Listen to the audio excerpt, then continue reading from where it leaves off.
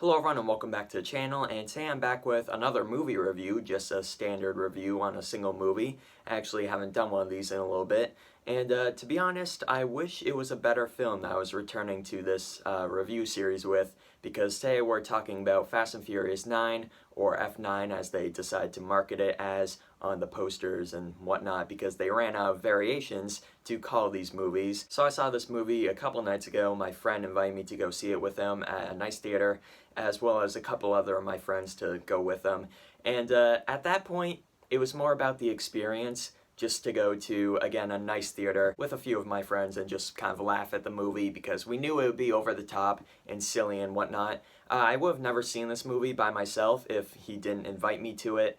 My friend John, who was actually in my Shining review from Halloween a couple years ago, he was the one to invite me. But yeah, I would have never seen this movie by myself if he didn't invite me. I had no desire to. I'm not a big Fast and Furious fan. In fact, I've only seen one movie out of the 10 if you count Hobbs and Shaw, because that's the one I've seen. I did a review on that when it came out 2 years ago, I think. And yeah, I don't know, I'm not too big on these movies. Again, I really don't have a desire to see any of them. Maybe, like, if I was to watch one, it would be one of the first ones, just because, you know, they're kind of iconic at this point because they spawned this huge series that's spanned nearly 20 years now. And maybe Furious 7 as well, just because that was Paul Walker's last movie. But other than that, yeah, I have no interest in the series. So if you're a big fan of Fast and Furious, I'm sorry, because this movie was bad. I mean, it was entertaining at the least, and that's about all I could say about it. They tried to, I mean, again, I haven't seen a lot of the other movies. In fact, I've only seen one, and that was a spin-off of this series, so I don't know a lot about Dominic Toretto or the whole family aspect about it. I mean, I know that's become a meme, and that's about it. But they tried to make up this backstory with Dom and his brother, Vin Diesel, of course, and then his brother, played by John Cena, who, by the way, John Cena, he just doesn't work for me. He's the main villain in this movie, one of the main villains, and, I mean, I don't know, he just doesn't appeal to me. Maybe it's because he was a former wrestler that he is now becoming an actor and everyone is casting him in these kind of roles, and he's just kind of everywhere now. I mean, it's just annoying. I don't like seeing John Cena in movies, and again, I guess in a movie like this, it's fine. I mean, he gets the job done, I guess. But yeah, I mean, he should just keep on doing the Experian commercials and not these.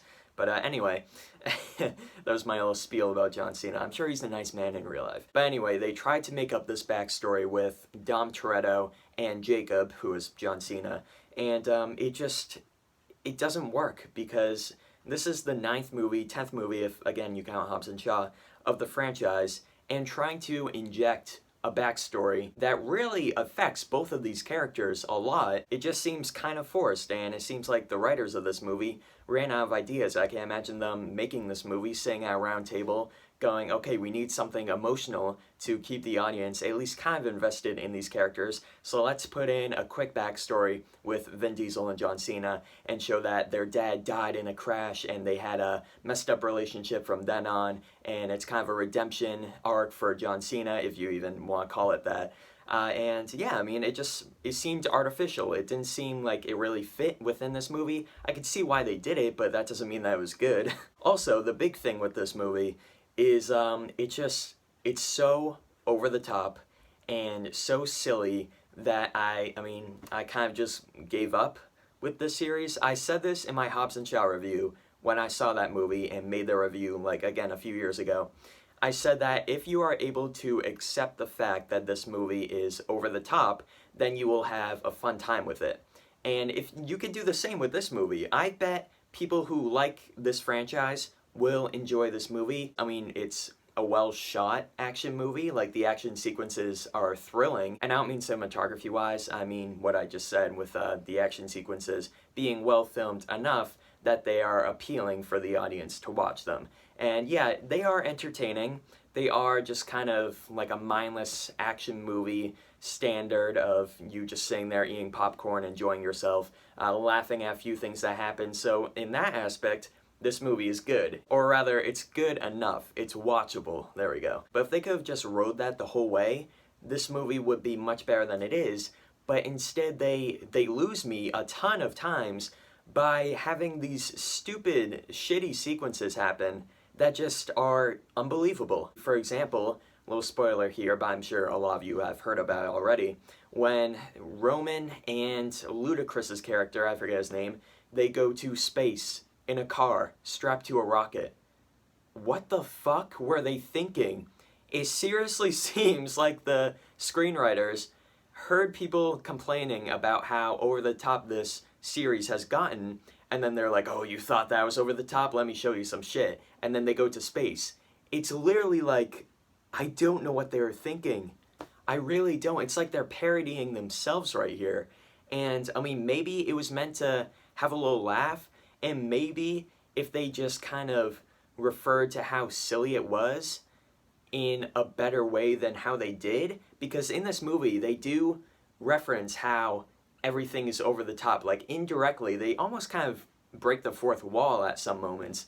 They go on a spiel about how they're almost like superheroes, and there's one part when Tyrese Gibson's character, Roman is his name in the movie, when he gets crushed by a car, clearly gets crushed by a car, and then he just walks away, and then they're like, how did you not die? And then he's just like, I don't know. It's just, what the fuck? I get it, that part was kind of for a joke, but this movie is filled with those moments, just unbelievable scenes that you can't take seriously, and you can't even sit there and be like, this is just a silly action movie. This movie just, it's gone too far. It's gone one bar above what every movie before this has done. And, I mean, that combined with the god-awful one-liners in this movie.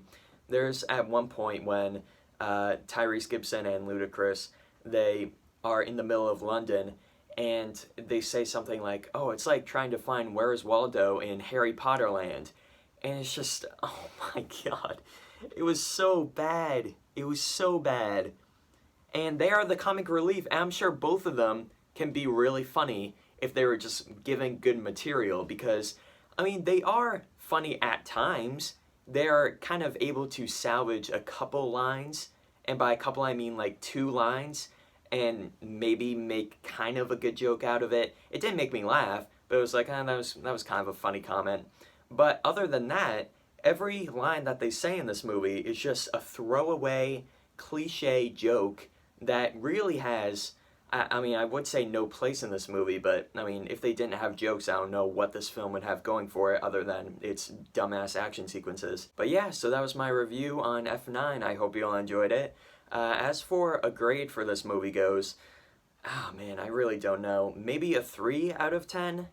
Maybe a 3.5 if I'm feeling a little bit generous.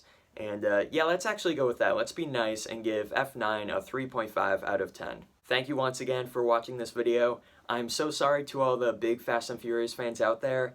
I mean, but this movie was not good. Yeah, this one really didn't work for me.